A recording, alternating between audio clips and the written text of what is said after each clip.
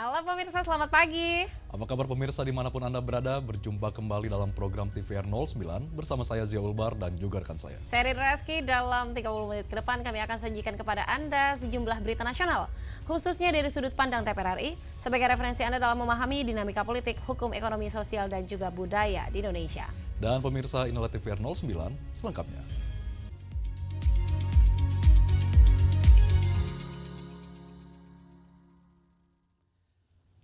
Anggota Komisi 6 DPR RI Mufti Anam tegaskan bahwa keberadaan PT Freeport dalam melakukan pertambangan emas harus mendatangkan kesejahteraan bagi masyarakat Papua, sehingga terwujud semangat keadilan dari seluruh hasil bumi Indonesia. Anggota Komisi 6 DPR RI Mufti Anam menegaskan, keberadaan PT Freeport dalam melakukan pertambangan emas dinilai harus mendatangkan kesejahteraan bagi masyarakat Papua, sehingga terwujud semangat keadilan dari hasil bumi Indonesia. Mufti Anam mempertanyakan kontribusi produk domestik bruto atau PDB PT Freeport kepada Papua sebesar 77%, karena masih banyak rakyat Papua yang hidup dalam garis kemiskinan. Menurutnya, kehadiran PT Freeport seharusnya berdampak positif terhadap pembangunan dan kesejahteraan rakyat Papua, mengingat kenaikan harga emas dunia pada tahun 2025 telah mencapai angka 55%. Dalam rapat dengar pendapat dengan Presiden Direktur PT Freeport, Mufti Anam menyoroti kelangkaan emas di pasaran, di mana saat ini banyak masyarakat kesulitan untuk mendapatkan emas, padahal harga di pasaran cukup tinggi, hingga 2,5 juta per gram. Dunia naik 55%. Jadi sebenarnya kontribusi Freeport terhadap rakyat Papua itu seperti apa sih?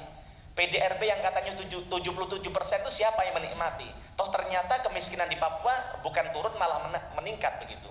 Bahkan perbandingannya 1 dari 6 warga Papua berada di garis kemiskinan, Pak. Nah, termasuk berapa kali kami ke Papua, ya banyak juga yang masyarakat yang sebenarnya perlu perhatian negara secara serius begitu. Jadi pertanyaan sebenarnya Freeport ini untuk apa dan untuk siapa? Sebagai informasi, berdasarkan data Badan Pusat Statistik, kemiskinan di Papua pada tahun 2025 menunjukkan angka 19,16%, atau naik dari tahun 2024 sebesar 17,6%. Hilman dan Teguh, TVR Parlemen melaporkan.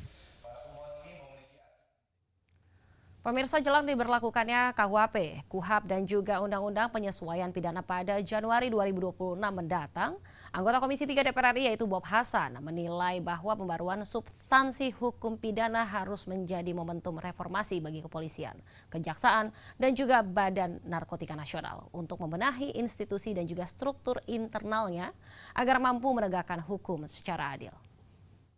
Jelang diberlakukannya KUHP, KUHAP, dan Undang-Undang Penyesuaian Pidana pada Januari 2026 mendatang, anggota Komisi 3 DPR RI Bob Hasan meminta aparat penegak hukum memastikan seluruh perangkatnya mampu menerapkan substansi yang tertuang pada ketiga undang-undang baru tersebut, terutama terkait pemberian hak-hak masyarakat yang berperkara. Dalam kunjungan kerja ke Bengkulu, Bob Hasan menekankan pembaruan KUHP, KUHAP, dan Undang-Undang Penyesuaian Pidana mengedepankan asas ultimum remedium, atau asas yang mengedepankan hak asasi manusia, sehingga kriminalisasi harus dijadikan upaya terakhir dalam penyelesaian perkara hukum. Untuk itu, ia meminta pihak kepolisian, kejaksaan, dan BNN memastikan APH mampu melaksanakan undang-undang tersebut dengan optimal untuk memberikan keadilan hukum bagi masyarakat, khususnya di Provinsi Bengkulu.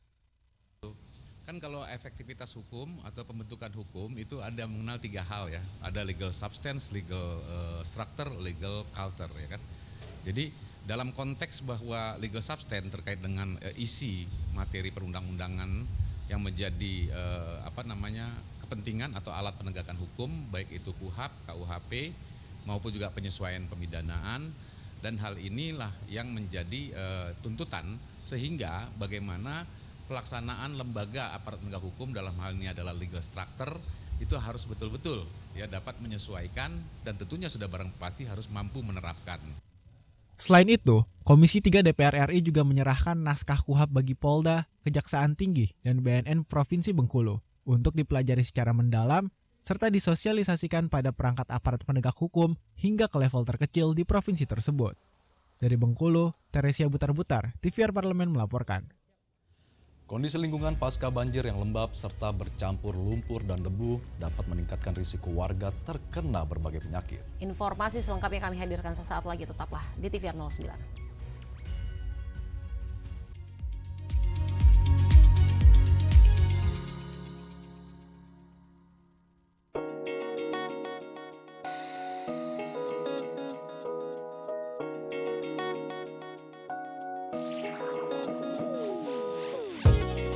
Kehadiran mereka tidak hanya mewakili suara perempuan, tetapi juga membawa perspektif yang beragam serta pengalaman hidup yang unik ke dalam proses pembuatan kebijakan. Saksikan Perempuan Parlemen hanya di TVR Parlemen. Hai, sekarang kamu bisa menyaksikan program-program TVR Parlemen di First Media, channel 18 ya.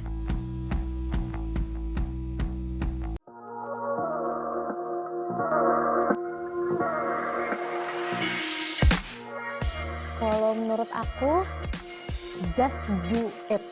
Lakukan aja, jangan takut. Emang dipikir aku nggak takut? Takut, tapi mau gimana? Kita tuh perlu jadi agent of change. Aku yakin nggak semua orang dapat kesempatan seperti aku. Oleh karena itu, aku sangat menyadari privilege aku dan aku plan untuk menggunakan privilege itu sebaik-baiknya. Tapi kalau misalnya teman-teman di luar sana ada juga yang pengen terjun ke politik, mungkin periode depan, lakukan aja. Seperti yang aku bilang tadi, masa depan tuh punya kita loh teman-teman. Oleh karena itu, mari kita jadi agent of change, agen perubahan untuk masa depan kita sendiri. Just do it.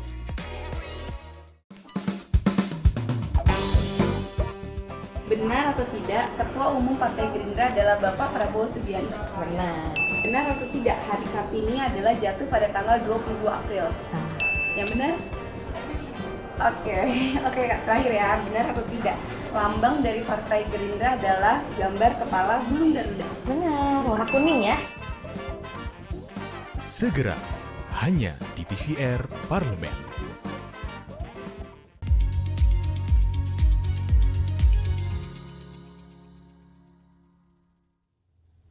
Pemirsa, Komisi 8 DPR RI mendorong pemerintah untuk segera memenuhi kebutuhan obat-obatan bagi warga terdampak banjir bandang di PD Jaya, Aceh. Kondisi lingkungan pasca banjir yang lembab, bercampur lumpur dan debu, dikhawatirkan meningkatkan risiko warga terkena berbagai penyakit. Komisi 8 DPR RI mendorong pemerintah untuk segera memenuhi kebutuhan obat-obatan bagi warga terdampak banjir bandang di PD Jaya, Aceh. Dalam kunjungan kerja ke Kabupaten PD Jaya, anggota Komisi 8 DPR RI Muhammad Husni menegaskan pentingnya penanganan penyakit pasca banjir, khususnya oleh Kementerian Kesehatan.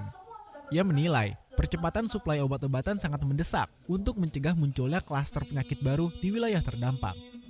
Ketersediaan masker, obat kulit, antibiotik ringan, dan obat batuk pilek di sejumlah titik pengungsian mulai menipis, sementara kebutuhan warga terus meningkat.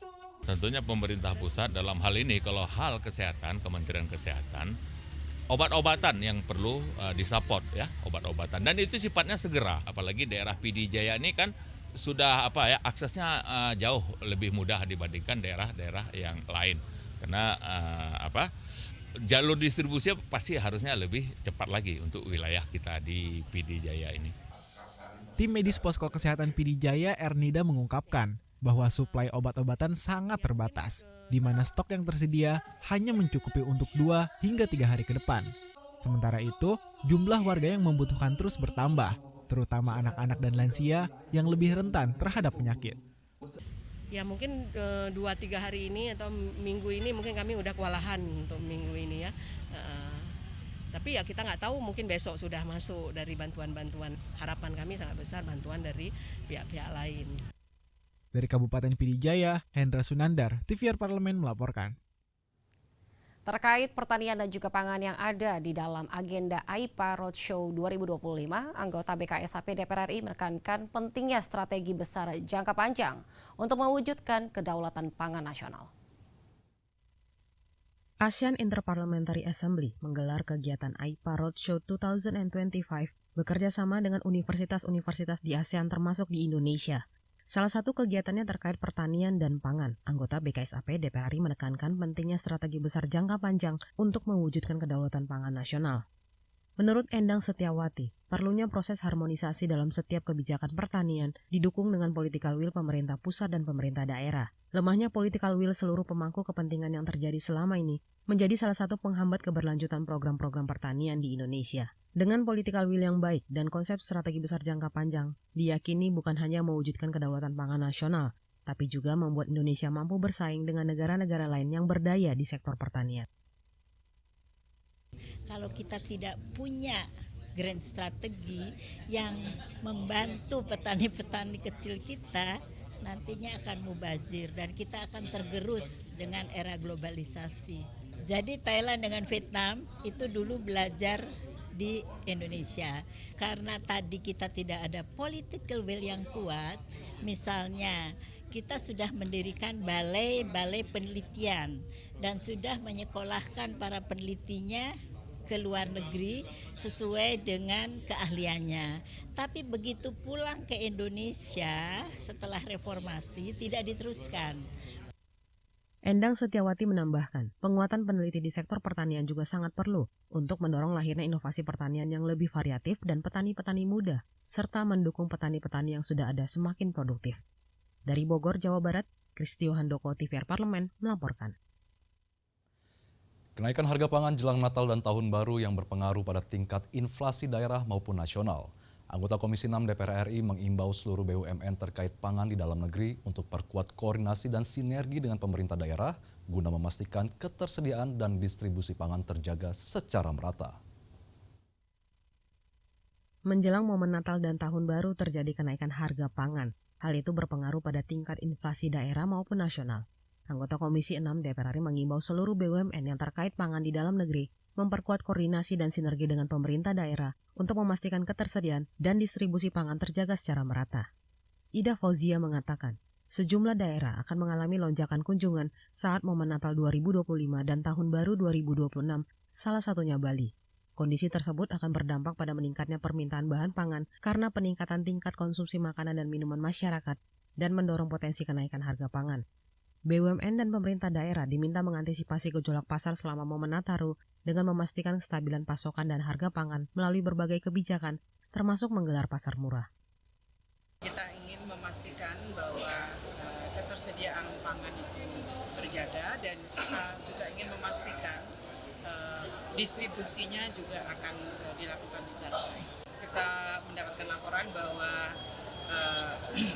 sampai hari ini ketersediaan pangan itu terjaga, kemudian harga juga stabil, kemudian juga jika terjadi lonjakan harga akan disiapkan pasar murah, ada disiapkan plan itu, jadi saya kira mudah-mudahan harga tetap terjaga. Untuk memperkuat koordinasi, Ida Fauzia mendorong ID Food selaku holding BUMN pangan memaksimalkan jaringan gudang dan distribusi di daerah-daerah wisata maupun tujuan arus mudik Nataru sehingga pemerintah daerah bisa melaksanakan langkah pengendalian inflasi secara cepat dan tepat sasaran. Dari Denpasar, Bali, Helmi Darmawan, TVR Parlemen, melaporkan. Di bawah denyut demokrasi yang terus berdenyut, DPR RI memandang remaja sebagai nyala awal cahaya perubahan. Remaja dihadirkan generasi muda melek politik, bukan sekedar tema, melainkan ikhtiar menanamkan kesadaran sejak dini bahwa politik adalah ruang pengabdian, tempat nilai, gagasan, dan harapan bangsa dipertemukan. Informasi selengkapnya sesaat lagi, tetaplah di TVR 09.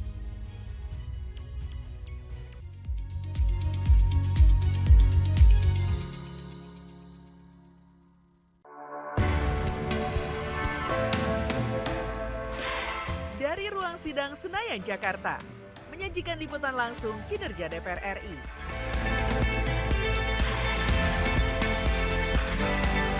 Dialog mendalam, investigasi, dan profil wakil rakyat.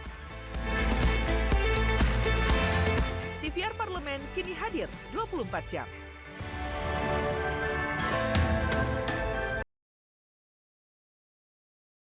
Jangan sampai ada satu orang miskin sakit, dia nggak memperoleh akses, termasuk kasus Papua. Itu dosa negara. Pemangkasan sistem rujukan. Kebijakan ini adalah kebijakan yang dapat menjadi kabar baik bagi para peserta BPJS Kesehatan. Oh, Komisi 9 sudah memberikan rekomendasi kepada pemerintah, rubah dong sistem rujukannya. Itu sudah beberapa kali rapat, tapi baru kali ini direspon. Jadi sekarang ini dasar rujukan tidak berdasarkan kelas rumah sakit, tapi berbasis kompetensi. Banyak yang berpersepsi kalau misalkan kita menggunakan BPJS Kesehatan sering mendapatkan diskriminasi, pelayanannya lama, bahkan ada stigma tidak cepat sembuh nih kalau dengan BPJS Kesehatan. Nah, kenapa masyarakat bisa berpersepsi seperti itu? Ya itu tidak boleh. Pada intinya kan kita nggak boleh membeda-bedakan pasien kan. Ya, tapi fakta di lapangan sepertinya sering terjadi itu Pak. Ya kasus di lapangan seperti yang Anda saat ini ada di Papua kan, ibu hamil yang ibu meninggal. sampai meninggal kan Pak, ditolak 4 rumah sakit. 4 rumah sakit itu kan, itu kan sebenarnya nggak boleh, itu pelanggaran hukum itu. Maka harus diusut tuntas tuh. Jangan sampai ada satu orang miskin sakit, dia nggak memperoleh akses, termasuk kasus Papua. Itu dosa negara. Hanya di TVR Parlemen.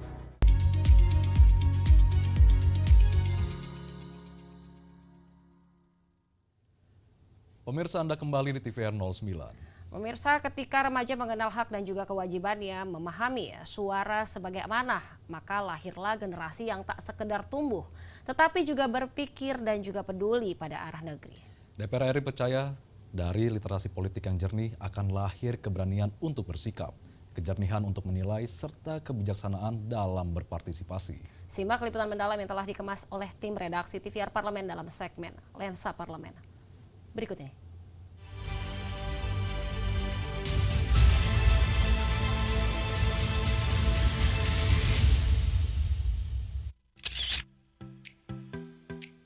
Generasi muda sering dianggap kurang melek politik karena politik dinilai membosankan, rumit, atau penuh konflik. Terlebih diperburuk oleh ketidakpercayaan pada sistem dan kinerja pemerintah, serta kurangnya edukasi politik yang relevan. Apatisme dan kurangnya pemahaman kritis terhadap disinformasi, serta isu politik sehari-hari menjadi tantangan utama yang bisa diatasi melalui edukasi politik digital yang berkelanjutan dan partisipasi kritis di ruang publik. DPR RI ikut berperan penting dalam meningkatkan kesadaran politik generasi muda melalui berbagai program edukatif. Salah satunya Parlemen Remaja yang pertama kali diadakan pada tahun 2008 silam, di mana program ini memberikan gambaran nyata kepada generasi muda tentang tugas dan fungsi parlemen. Kegiatan Parlemen Remaja sendiri memiliki urgensi karena adanya amanat dari Asosiasi Parlemen Dunia atau IPU yang menetapkan tanggal 15 September sebagai International Day of Democracy. Indonesia sendiri sebagai bagian dari keanggotaan IPU diamanatkan untuk menyelenggarakan kegiatan Parlemen Remaja sebagai wahana pendidikan demokrasi. Di tahun 2025, program Parlemen Remaja DPR RI kembali digelar dengan antusiasme tinggi.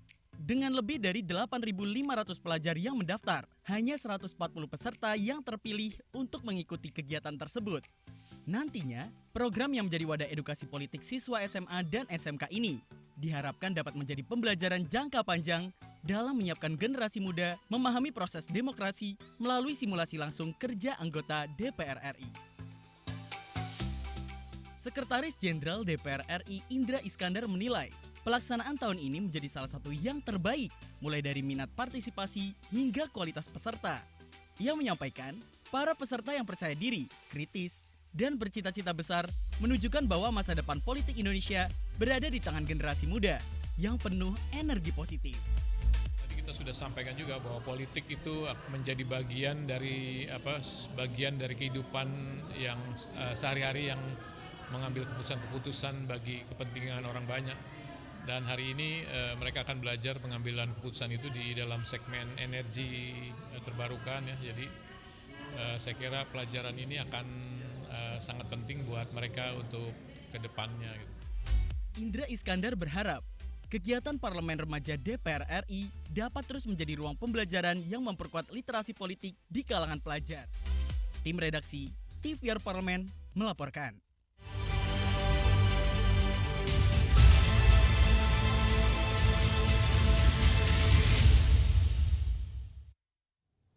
Pemirsa, saat sedang berolahraga pasti yang kita pikirkan cuma satu, yaitu haus dan butuh minuman yang segar nih, Rini. Sering kali nih Zi, kita asal ambil minuman yang penting dingin dan juga manis. Padahal belum tentu sehat loh dan juga aman tentunya ya buat tubuh kita ini. Benar banget Rini. Dan salah satu pilihan minuman saat olahraga bukan cuma bikin cepat lelah, tapi juga bisa buat perut tidak nyaman. Sesaat lagi akan kami hadirkan informasinya untuk Anda, tetaplah di TVR 09.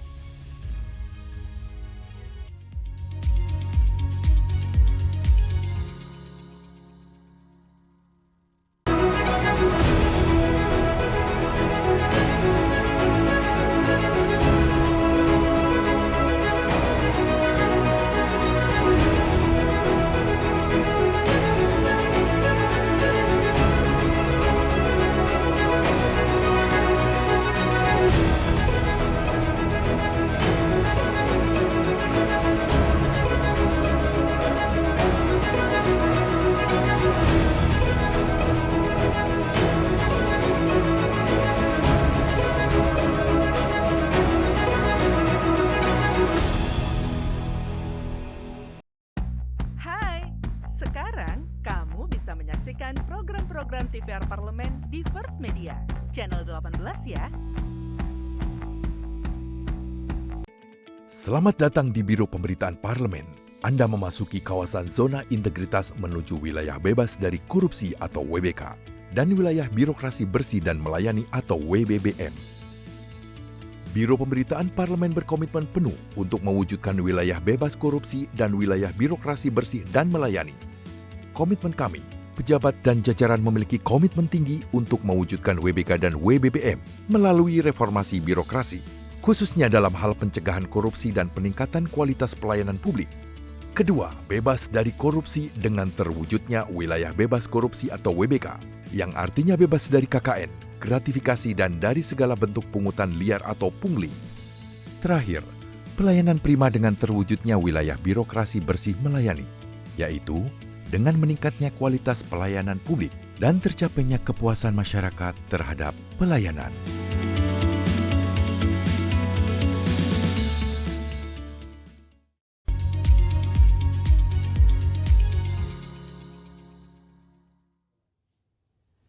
Anda kembali di TVR 09. Pemirsa, tadi kita sudah bahas kalau saat olahraga nih Zi, tubuh kehilangan banyak cairan, maka asupan minuman ini jadi hal penting untuk badan kita. Ya benar sekali, dan ingat tidak semua minuman itu cocok untuk dikonsumsi saat badan lagi aktif bergerak. Mulai dari air putih, minuman elektrolit, ringan sampai dengan infused water, semua bisa jadi pilihan aman buat olahraga. Tanpa berlama-lama, mari kita saksikan informasi mengenai minuman yang boleh dikonsumsi saat berolahraga pada segmen Intips, Informasi dan Tips.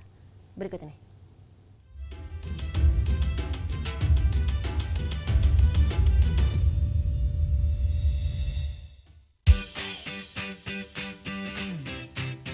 Waktu olahraga, kadang kita asal ambil minuman.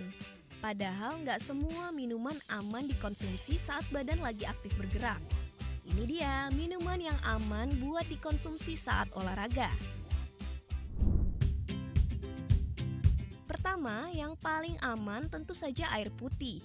Air putih cepat diserap tubuh, bantu jaga hidrasi dan menjaga suhu badan tetap stabil. Kedua, kamu boleh minum air mineral yang sejuk. Bukan yang terlalu dingin biar perut gak kaget. Minuman ini ngebantu balikin rasa segar saat latihan.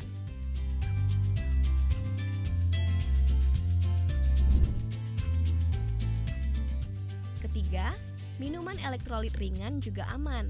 Apalagi kalau kamu banyak keluar keringat. Fungsi utamanya buat ganti mineral dan garam yang hilang saat olahraga.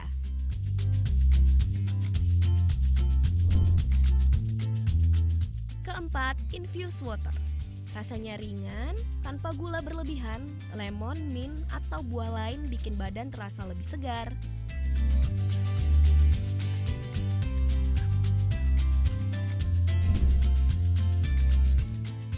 Kelima, minuman yang harus dihindari yaitu yang terlalu manis, bersoda atau gula tinggi, karena bikin cepat loyo bahkan bisa bikin mual saat olahraga.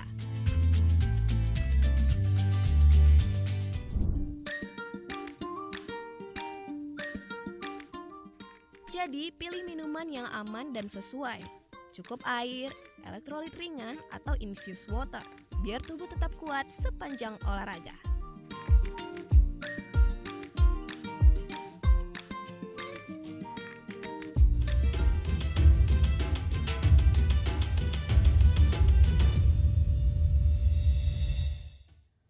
Pemirsa, informasi tadi sekaligus menutup jumpa kita pagi ini. Dan di penghujung acara, kami informasikan kepada Anda bahwa saat ini DPR RI sedang memasuki masa reses, di mana seluruh anggota Dewan kembali ke daerah pemilihan masing-masing. Tentunya untuk melaksanakan fungsi representasi DPR, menyerap dan menindaklanjuti dan memberikan pertanggungjawaban kepada konstituen di daerah pemilihannya. Dan sejumlah agenda serta kegiatan DPR lainnya dapat Anda akses di website kami di tvrparlemen.dpr.go.id atau melalui kanal YouTube kami di TVR Parlemen. Dan pemirsa, demikian TVR 09 edisi pagi ini. Segenap kru TVR Parlemen yang bertugas mengucapkan terima kasih telah menyaksikan TVR 09. Saya Rina Reski dan juga rekan saya. Saya Zewulbar, sampai jumpa di TVR 09 selanjutnya. TVR Parlemen, referensi Indonesia. Sampai jumpa.